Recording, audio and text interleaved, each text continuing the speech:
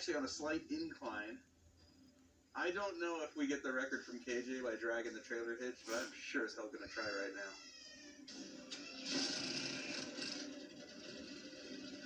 It doesn't even feel like it's pumping. Alright, put it to the floor. It all comes down to this. All of the wrenching, all the theorizing, all the smack talk with KJ.